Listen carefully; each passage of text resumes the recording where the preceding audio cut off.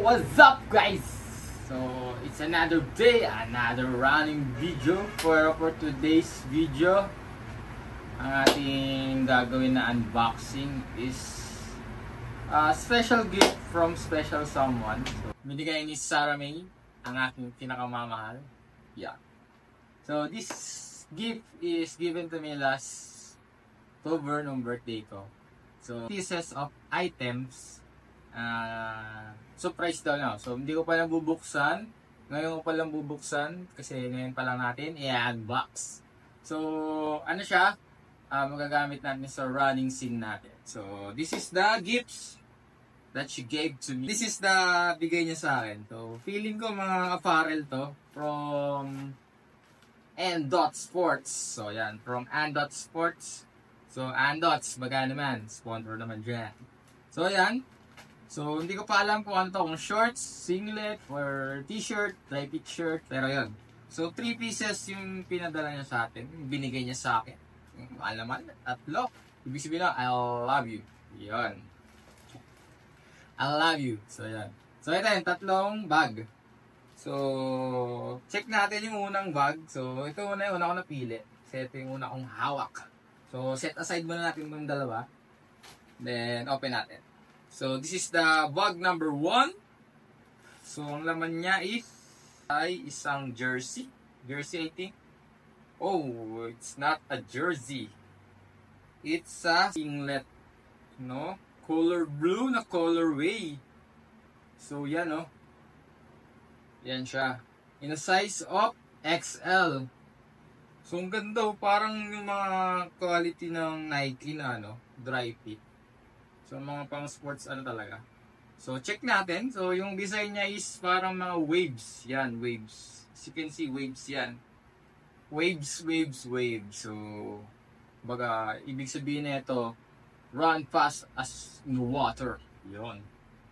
So, yan. So, dito, makikita nyo, may logo dito ng Andot Sports. So, Andot, paga naman. Then, sa likod, meron pa ring logo. Yan, Andot. Then, dito, sa may batok, andyan yung size. Then, logo ulit ng Andot. Then, maganda yung stitching niya. Single stitch lang, pero maganda naman.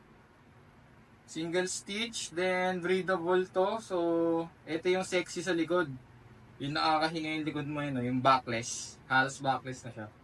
So, ayan. So, sukat natin para makita natin kung ano yung fit niya. So, babalik ako Sukat ko lang. So, ayan, I'm back guys. So, as you can see, ito na yung ano natin. Ayan. So, as you can see, sana nakita nyo. So, ayan. So, para siyang sando. So, mahaba siya. So, halos hanggang, ano ko na, kalahati ng hita ko yan guys. So, kung makikita nyo man. So, ayan. Angat ko na ng onte. So, sakap yung buong puwet. Yan, then sa likod, backless. Parang backless siya. Makikita nyo yung muscle yung ganun. Yan, tapos sa harap, sando siya. Yan, so, natakbo ko dyan. Takbo. Talagang breathable. So, ganda siya. So, ito yung una nating nakuha, bigay sa atin ni Sarah May. Yung ating labidabs. Yan. So, yan yung design niya pag suot mo sa likod. So, blue colorway with the touch of white. So, yan yung una nating gift na na-receive from her. Then, the next one naman, ito. So, another bag uli. So, feeling ko parang singlet din to. Na iba naman color. Oh, this one naman ay sando. Sando type naman siya. Hindi siya yung backless type. So, same with the size XL pa rin. So, yan. You know, so buong sando siya, as you can see. Then, ang colorway naman nito is parang touch of orange na may blue, na may black, na may green. So, parang something na amber, tapos may din sa ilalim black. Then, may blue lighting. So, yan, ganda oh. So, single stitch din lang siya. Wala siyang mga kineme, wala siyang mga tawag dito. Yung mga etiketa. So, talagang imprint lang. So, yan. Ganyan kalapad yan. So, this is the XL1. So, yan yung back design. So, parang umikot lang yung design niya. Then, makita nyo dyan, may logo pa rin ng Andot. Yan. Then, as you can see, ito yung texture ng tela niya. Lapit natin. Yan guys, oh. Hindi ko alam kung anong brand ng... Anong klaseng brand to ng tela. Pero yan. Yan yung close-up niya. So, para siyang dry fit. Dry fit pa lang talaga siya. So, yan. Breathable design. So, yan. Ito yung number 2 na gift sa atin ni Sarmay. So, yun, no? Labs na labs talaga tayo. So, sukat ko para makita niyo yung fittings and ma-review ko rin kung alin yung mas magandang design. Kung yung backless ba or this one na full sando. So, try natin. So, I'm back here it again with the second gift from us. So, yan. So, ito naman, para lang siyang sando na dry fit. So, syempre, makita pa rin yung mga muscle nyo dyan. Kung malalaki yung muscle nyo, kung mahilig kayo magbuhat, yan. Pero hindi na masyadong kita yung back muscle mo dito. As you can see, yan o. So, medyo tago na yan dito mo. Hindi ko alam kung anong muscle yan, pero yan. Pero sa fitting, ganun pa rin. Same yung length ng XL. So, same dun sa isa. Ito. Same lang siya dito, guys. Yan. So, kung gusto nyo, order na kayo. Or pa-sponsor kayo sa Andot Sports. So, yan. Andots, magkano man? So, yan. Sabit na dito isa. So, yan. So, ganda. So, mamaya later, gamitin natin ito sa run natin. Mamayang afternoon. So, pwede mo itong gamitin sa mga race day or mga intervals mo or mga training runs mo. So, magagamit mo siya talaga. So, the best of, worth the quality. Parang ang price nito, hindi ko pa na-check kasi gift nga to. So, sa price na binigay sa akin, wala akong idea. Pero I think mura lang to kasi ano to Filipino brand from Cebu City. Kung hindi ako nagkakamali, nakikita ko rin siya sa mga running community. So, nagpapadala sila sa mga content creator ng mga gantong apparel para i-review nila. And gamitin na rin. So, para sponsorship siya. Then, meron din silang mga cycling na apparel. Hindi ko pala natatry, hindi pa nakakapag-order. Pero siguro yung quality nyon, pasok din from the price range niya na siguro almost 1K to 1.5 yung price ng mga bib set nila or nung jersey tsaka nung bib. So this, proceed tayo dito sa last gift sa atin na from Andot pa rin. So nakalagay pala dun sa bag, Andot, hashtag Andot for all. So stig mo parang hashtag run for your life. So yan, ito yan, next ano natin. So feeling ko ito, out from the visualization, feeling ko short to. Running shorts. So yan. So di nga tayo nagkakamali, shorts nga siya. So sexy shorts. Ayan o. Stig. So ito naman, magagamit mo to pang forma. So breathable design pa rin. So yan, as you can see. Ito iba na yung tela niya guys. Parang ano na siya, cotton. Or semi-cotton, parang ganon. So yan. So sa gilid, bika. So makikita yung legs mo dyan, no? So you can see bika yan. Tapos yung parang brief lang sa loob. So yan. So dyan talaga makakahinga yung paa mo. Or legs mo pala. Legs. Then sa kabila, ganun din yung design niya. So wala siyang secret pocket. Pero okay lang. Kung hindi ka naman mahilig magdala ng mga cellphone or ng mga bagay or short run ka lang, hindi mo na kailangan ng pocket. So, if ever na need mo mag-bring ka lang ng belt bag na maliit. So, yan. Ang kulay nito ay hindi ko alam kung green ba siya or blue-green. Basta yan. So, yan. So, ang size nito is XL din kasi medyo malaki ako. So, yan pala. Nakalagay pala dito na 90% polyester, 10% spandex. Yun. So, stretchable siya. Kasi spandex Tapos, polyester. So, parang mga plastic yon na ni-recycle. So, hindi siya masyadong kinakapitan ng water. So, yun. So, then, breathable yung garter. Yan. As you can see, may mga butas-butas. Yan. Then, yung loob niya, meron siya dito parang ito yung siguro yung spandex na tinatawag. Yan. Malambot. Then, stretchable. Then, sa baba, meron siyang logo na uli ng Andot. So, yun lang. Yun lang yung design ng shirt na to. So, p-check natin. Sukat ko lang. And babalik uli ako. So, yun. Nasukat na natin, guys.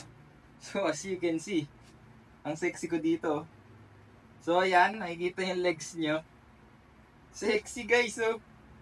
Pero presko sa hita. So pag nag-run ka, talagang mapu-full range mo yung hips mo, yung legs mo. So yan. So feeling ko lang medyo mahaba sa akin yung XL, pero okay na din. Ganda rin siya. Parang natatakpan yung shorts. Pero yan yung fitting ng shorts. Ang session na sa brief ko, medyo no garter na ata, tsaka sa mga pads ko. Yan, din sa likod, breathable siya, may mga butas. So, ayan yung fit from the back. Then, from the front, yan. Matatakpan naman yung ano nyo. Then, from the right side, yan. So, yan nga. Medyo kita yung legs mo. If ever na medyo, ano ka, maselan, pwede ka mag-cycling shorts para hindi makita yung legs mo. Then, sa left side, ganun din. Na ano rin. So, from suot mo siya, breathable naman. Then, parang may suot ka ring brief. So, yan yung fit check natin. Sana kita. So, medyo upset ako sa upuan. O, yan guys. So, yan. Ito yung shorts. So, parang lang nakapalda. Ganito pala feeling na nakapalda na may ano lang sa gitna. So, yun yung bigay sa akin ni Sarmay. Yun. So, I hope gamitin ko ito mamaya. So, mamaya sama ko sa video yung running video natin. Kung talagang sulit siya, hindi siya kinakapitan ng pawis masyado, and mabilis siyang matuyo. So, feeling ko mabilis itong matuyo kasi nga dry fit. Or, ano ibig sabihin ng dry? Hindi ko alam basta pagkakaintindi ko doon, medyo hindi siya lapitin ng pawis. So, parang nare-refill na lang yung pawis din, matutuyo na din kagad yung cloth. So, yun. So, overall, thank you kay Sarmay. Thank you kay Choi. Thank you sa Choi.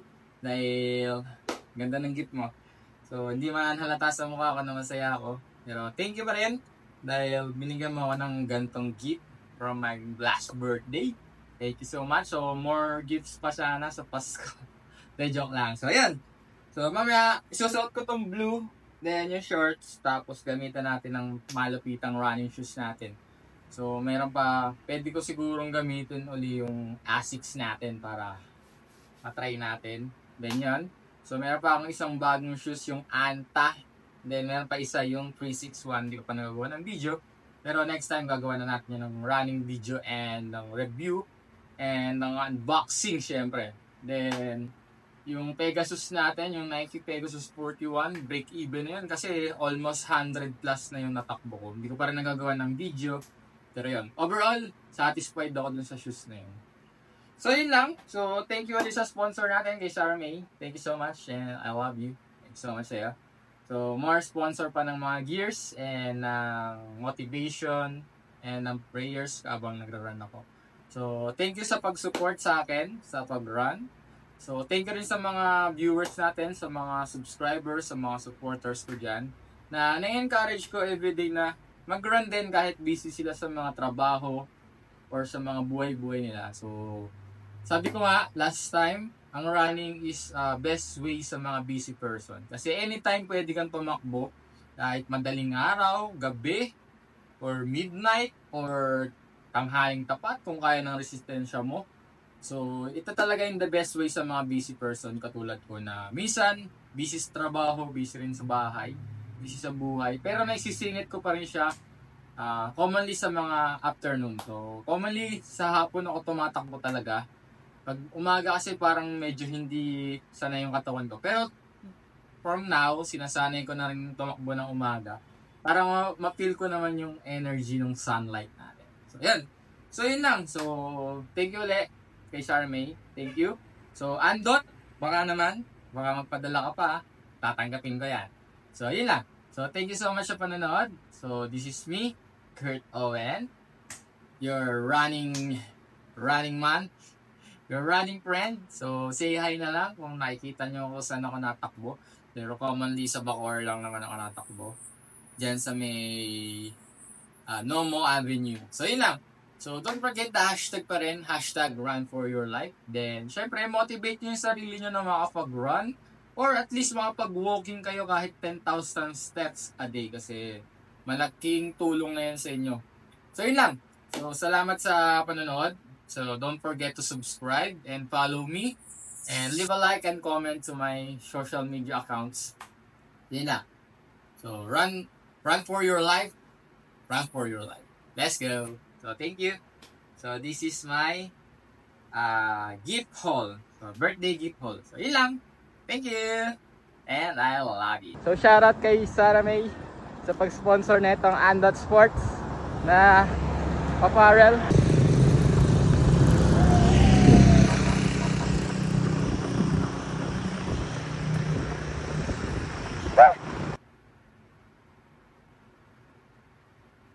Part